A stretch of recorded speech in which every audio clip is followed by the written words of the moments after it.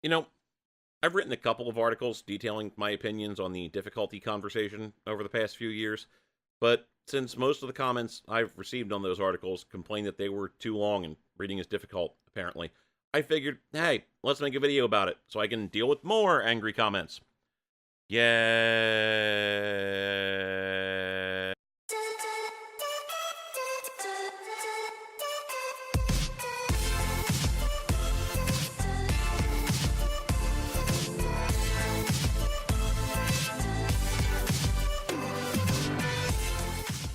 So, another From Software game that features difficulty beyond the scope of the average player has come out, and you know what that means.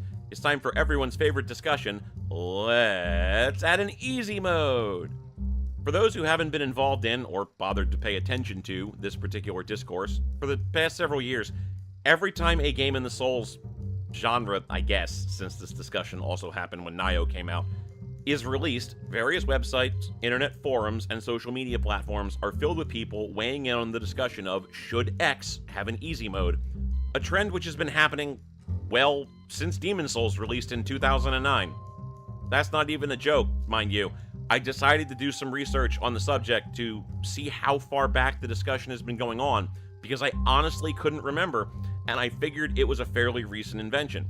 This isn't the case, as I found not only an article published by CNET in 2011 titled, "Is Dark Souls Too Hard?" which, well, does what it says on the can, but also Dale North's non-review of Demon's Souls on Destructoid from 2009 titled, "Non-Review, Why I Couldn't Finish Demon's Souls," where he basically said, I can't review it because I can't complete it. So, I'm not exaggerating when I say this conversation is literally as old as the genre.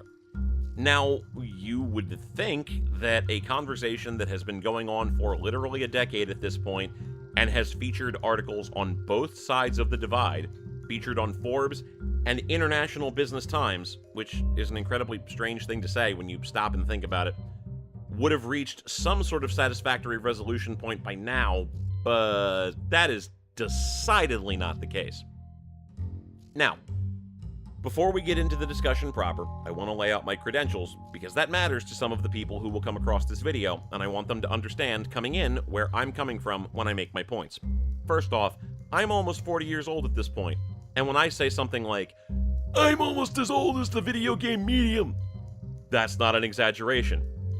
I've been playing video games ever since I was old enough to remember, originally on a Magnavox Odyssey 2, which most gamers have likely never heard of, but can essentially be described as the Sega to the Atari 2600's Nintendo in this comparison. Actually, it's more like the TurboGrafx 16 or the 3DO, since the Intellivision was closer to the Sega in this case, but never mind, you get the point. If I had to put a conservative estimate on the number of games I've played, I'd probably say it's over 4,000 over the course of my life. And if I had to put a number on the amount of games I've beaten, I'd say it's probably around half that, rounded down. I'm absolutely not the most gifted gamer around, but I've definitely beaten my fair share of hard games in my time, from Thunder Force 2, to Ghouls and Ghosts, to Ninja Gaiden, the original and the modern one, and beyond. More appropriately for this discussion, I've played every game in the Souls series, and beaten all of them but Dark Souls 2. I got bored with it, sorry.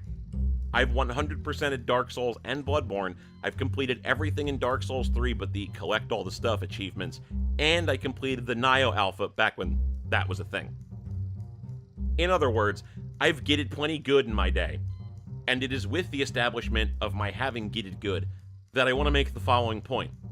I don't see a problem with people expressing that they'd like an easy mode in some games, and I really don't understand why people are so mad about this discussion. Part of this comes down to the fact that, as Joshua Rivera over at Kotaku titled his recent article on the subject, an easy mode has never ruined a game. You could argue, certainly, that mechanical changes meant to simplify a game on some level have ruined games, such as the addition of scout flies to Monster Hunter World, and that would at least be a debate worth considering even if I don't specifically agree. But that's changing the default, and only, experience the developer has provided. Adding in an alternate difficulty option, an easy mode in essence, doesn't change the fact that the default harder difficulty mode still exists as is.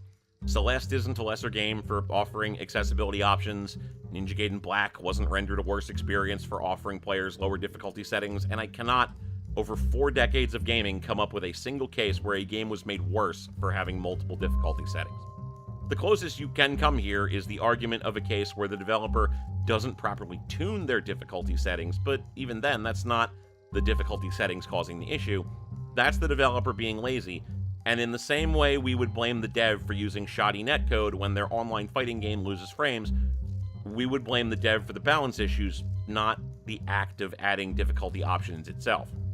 Part of this, however, also comes down to the fact that the some games shouldn't have easy modes discussion really has, at most, two potentially salient talking points that can be held up by people who are opposed to this thing, and frankly speaking, those talking points are only salient to the extent that they justify the argument in a vacuum, not that they justify the argument when made by most people. If you're curious, the arguments are: 1. Games are art, and the developer shouldn't have to change the artistic experience they've set out to create if they don't want to, and 2. Not everything has to be for you, and those arguments are valid, but only to a point. First off, it's absolutely true that not everything has to be for me as a player, and I openly acknowledge that, but it is entirely reasonable for me to express distress over the fact that something is beyond my capacity to enjoy it, whatever that reason might be, and lament that I'd like it if the product in question were in some way more in line with the way I'd like it to be. I'm allowed to say, for example, that I wish there were more options in Overwatch that don't require team play, or that I wish open-world sandbox games didn't decide to follow a template created like a decade ago all the time these days. That's a really common experience for most people to have about something, if not many things, in their life, and I'm absolutely positive that you, as the viewer, have had that sort of experience with a piece of media at some point in your own life. That's fine. It's completely reasonable to express lament about this sort of thing. Now, I'll grant you, some people are a bit pushier than others about their opinions on the topic, and it's completely reasonable to push back in that case, but is it really fruitful to be that angry about people expressing their disappointment that a thing isn't for them when you've done this thing? Is it healthy for you to get that mad about a conversation you've had on some level about something just because you don't like the specific thing that's being discussed? Aside, memo to the one person in the comments who's going to go and say, "I've never done that." Enjoy life atop your high horse, my lord, while the rest of us down here live out our dreary human existences. Second, you're absolutely entitled to make the argument that the artistic decisions of a product should entirely be in the hands of the creator, and that it's reasonable for things to exist for a select audience. But that argument ceases to have value the moment you express a counterpoint to that belief, which I would postulate more than a few of you have done in your lives. Now, let's be clear. This point does not apply to everyone watching this video, so if you're definitely not this sort of person, please don't take this as an attack on you. You're excluded. For the rest of you, while I can't definitively say that everyone making defensive arguments in favor of exclusive difficulty modes in the Souls genre has done this, I do remember the period when Nintendo announced that Star Fox Zero would include easier difficulty options for beginning and young players. And I do remember the absolute meltdown certain corners of the internet had about this thing. I've also seen, for example, the sizable contingent of people who complained about how much easier Bloodborne and Dark Souls 3 were based on how they handled invasion mechanics, or how much easier Monster Hunter World was due to the scout flies, and how angry these things made people, so let's not pretend that this sort of thing isn't happening, yeah? If From Software, for some reason, decided to patch an easy mode into Dark Souls tomorrow based entirely on their own internal considerations, a not small amount of you would absolutely lose your minds. And you know you would. So let's not pretend that, for some of you at least, this isn't what it is. Third, it's worth noting that video gaming as an art form is quite unique in its expectations of the consumer of the artwork relative to other mediums, and while it's definitely fruitful to acknowledge that games are art and defend games for their artistic choices, it is deeply worth considering that other artistic mediums simply do not have the accessibility issues video games have. Video games are a unique medium, one where being able to mechanically interact with the product isn't just optional, but is generally mandatory. And this can make it very difficult for people to engage with the artwork at all in some cases. That's a conversation that's worth having, whether you agree with it or not, because we really have to think about what that means here from an artistic and critical perspective. Now, to be clear, it's definitely possible for a piece of art to be inaccessible to the viewer.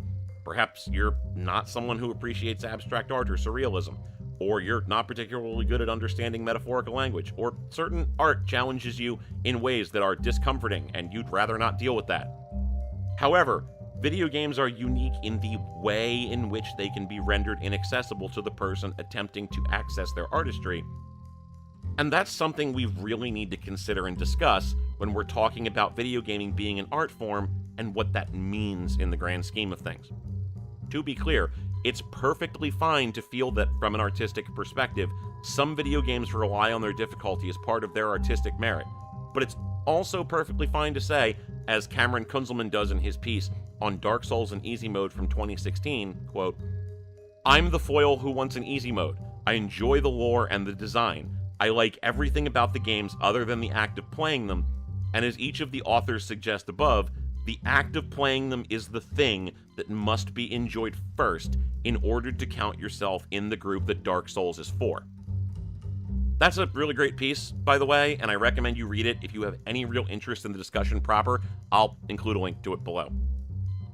Also, while I don't want this to get too pretentious, I do want to talk about the concept of death of the author as it relates to the world of video games as an art form for a second, because let's be clear here. The author has been dead basically for the entirety of the existence of the medium. Part of that comes down to the fact that, well, video games these days are multi-million-dollar projects that frequently end up shuffling through team members and creative leads to a point where there are moments where it feels like the author was absent entirely. But even beyond that, the intent of the creator is often completely tossed aside simply because of the nature of how mutable games really are. I've made this argument in the past around game patching, and it's definitely something I think is worth considering. Systemic patches need to be implemented to some games to balance them, but if we acknowledge that the systemic difficulty of the game is an inherent part of its artistry, we have to consider that how the systems work together, or don't work in the case of patching, is also a part of the artistry, and sometimes the author simply gets it wrong. Beyond that, however, we've been tossing out the author's intent since the era of the Game Genie, as players love to be able to break the worlds we're thrust into in interesting and different ways. I mean, if the author's intent really mattered as much as we're inclined to say it does here, why do mods even exist to begin with? The truth is, we as players enjoy being able to iterate on the game worlds we inhabit. And in many cases, authorial intent only matters up to the point where we can make dragons into Macho Man Randy Savage in Skyrim, at which point we're willing to toss the last shovelful of dirt onto the author's grave and snap into a dragon's ass. No, I'm not going to apologize for giving you that mental image. Finally, it's also worth noting that these arguments only hold water in their usage when presented by those who haven't spent any time deciding they get to qualify what gets to be considered art or a game in the gaming medium itself, which is something some of you out there are going to get tripped up on. Again, this isn't everyone watching, obviously, but if you're defending the right of the Souls genre to be as difficult as it wants to be as an artistic decision with one breath, and condemning visual novels or walking simulators as not real games with the other, you're not defending artistic intent, you're gatekeeping. And that's a very different thing. Now, some folks would say, I should be allowed to gatekeep this hobby from people who don't deserve to be in it, and let me address that point. No. I was a child during the 80s, and when I was growing up, I was a comic book, video game, wrestling, and anime fan. I was the nerdiest of the nerdy. I was dunked on for this as a kid, constantly, and I still don't think that argument is correct. I mean, let's be clear. You are entirely within your rights to say, Sekiro doesn't need an easier difficulty because it's an artistic choice. And Gone Home isn't a video game, and no one can stop you from doing that. However, I'm absolutely not going to listen to anything you have to say because your argument is deeply, deeply uninteresting and lacks anything compelling to make me do so. And if that's where you're coming from, I'm mostly just going to spend my time feeling sad for you. At the end of the day, though, I guess the thing that baffles me the most about this whole conversation is I don't get why people get so angry about it. I mean, don't get me wrong, I definitely get passionate when it comes to discussing accessibility in the Souls space, but when it comes to the general conversation difficulty, don't get why people get so mad about the suggestion that a developer might want to include an easier difficulty. I mean, when I look at videos and discussions on this topic, man, it is amazing seeing how intense some of the discussion is. The words snowflake, lowest common denominator, and deserving to progress are being tossed around. People are representing folks discussing the idea of easier difficulties like they should be searching for a brain on the yellow brick road. It's amazing. All over the suggestion of difficulty settings. I could understand, I think, if the people advocating for easy modes were aggressively demanding this thing, but the vast majority are not. And the closest I could come to finding such a thing was a couple of people on Twitter saying that the folks arguing for no easy mode were insecure, which, I mean, is rude, but not entirely without cause. And Dave Thier's article, Sekiro, Shadows Die Twice, needs to respect its players and add an easy mode. Now, that isn't a great title, but even then, at the end of the article, he states, quote, I do not, at this point, expect to ever see my wish granted, but it is my wish just the same. He knows he's never going to see this. He knows he's not demanding anything here, and he acknowledges that this is basically a thought experiment. The most pushy and demanding of the arguments I could find on this topic was basically a dude who admitted in the end that he's totally aware it's never going to happen, that he accepts this, and that he's basically just talking to himself. Meanwhile, the response from readers was so vitriolic that Eric Kane, the guy at Forbes who consistently writes the "No, From Software doesn't need to make Souls games easier" articles, had to stop in the middle of explaining why Thier was wrong to say, quote, there's been something of an online freakout over Dave's article with an old and tired games journalists can't play games trope dragged out. That's silly and unbecoming. Anyone who calls themselves a Souls fan engaging in this should be ashamed. Which, if you've seen Kane's Twitter, is absolutely not his default state when it comes to this discussion. When the conversation has gotten to the point where one of the people who is ostensibly on the side of the people defending difficulty in the genre has to stop for a second and say, yo, stop being jerks, guys. To quote Ian Danskin, why are you so angry? Just a thought.